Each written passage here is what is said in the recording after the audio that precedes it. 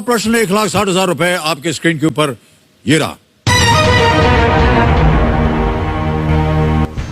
किस देश की संसद ने 2020 में अपने देश का एक नया नक्शा स्वीकृत किया जिसमें भारत के लिपुलेख, कालापानी और लिम्पियाधुरा इन जगहों को भी शामिल किया गया था? Which country's parliament in the year 2020 approved a new map of their country showing the Indian territories of Lipulekh, Kalapani and Limpiyadhura as part of it? Option सुनिए। A Bhutan, B Nepal, C Myanmar, D China. ये आपका questions पूरी तरह गलत ही नहीं, बकवास है sir. ये सिर्फ भ्रम पैदा करता है। आपको किसने बता दिया है कि लिम्पियाधुरा, लिपुलेख या काला पानी भारत का हिस्सा था? समाचार पत्रों में भी था, इसकी चर्चा हुई थी। समाचार?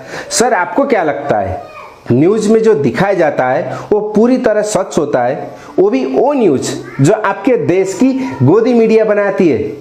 पूरा विश्व जानता है सर आपके देश की गोदी मीडिया की गंदी गंदी हरकत है। वो लोग टीआरपी के लिए अपनी माँ बहन का बलात्कार करके उनकी भी न्यूज दिखा देंगे और आप बात करते हैं समाचारों में आया था। प्लीज सर ये क्वेश्चंस टोटली गलत है, इसको बदल दीजिए। मैं इसका आंसर नहीं दे सकता क्योंकि ये क्वेश्चंस ही गलत है। तो इस प्रश्न को हम बदल देंगे, लेकिन जाने से पहले हमें अपने दर्शकों को और सबको बताना पड़ेगा जो भी कि इस प्रश्न का सही उत्तर क्या होना चाहिए। जब क्वेश्चंस ही गलत है तो आप क्या इसका उत्तर बताएंगे जनता को? ये सिर्फ भ्रम पैदा करेंगे। You know mister Amitabh Bachchan, ये क्वेश्चंस में बस थोड़ा सा फेरबदल की जरूरत है। If you don't mind let me correct. Actually सवाल ये होना चाहिए था कि किस देश की संसद ने सन 2019 में एक नया नक्शा जारी किया था जिसमें नेपाल की कुछ जगह लिम्पियाधुरा, काला पानी और लिपुलेख को शामिल किया था। Which country government in 2019 represent a new map of their country showing the Nepal territories of Lipulekh, Kalapani and Limpiyadhura as a part of it? और उनके ऑप्शन होना चाहिए भारत, इंडिया, हिंदुस्तान और दुनिया का सबसे बड़ा गुलाम देश।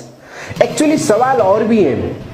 सवाल ये होना चाहिए था कि वो कौन सा देश है जिसने नेपाल जैसे छोटे से देश की इतनी जगह हड़प रखी है, कब्जा कर रखा है, जिसमें संसार के छोटे मोटे 45 देश समा सकते हैं। और उनके आंसर वही सेम होना चाहिए।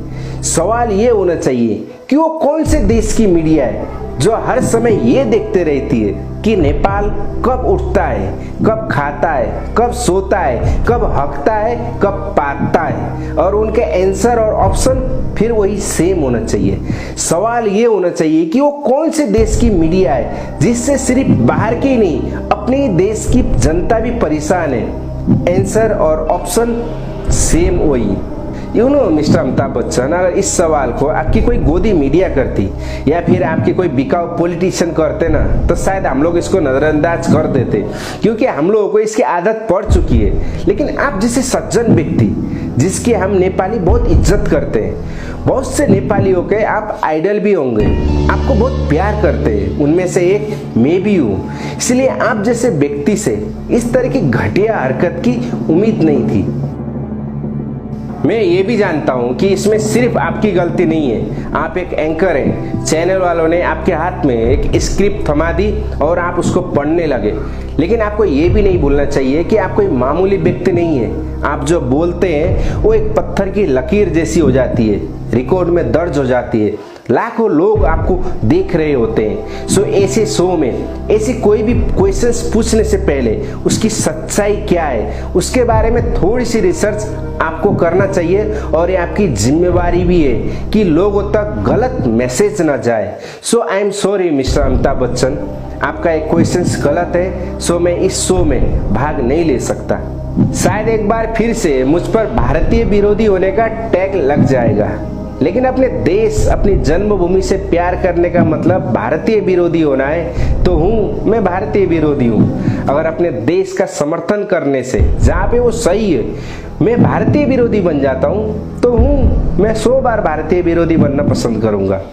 अगर कोई मेरे देश के खिलाफ बोलता है, गलत बात है, और उसका मुंहतोड़ जवाब देने से मैं भारतीय विरोधी कहलाता हूँ, तो मैं 1000 बार भारतीय विरोधी कहलाना पसंद करूँगा।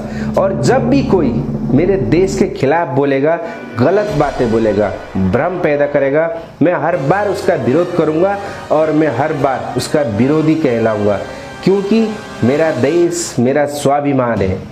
जय नेपाल।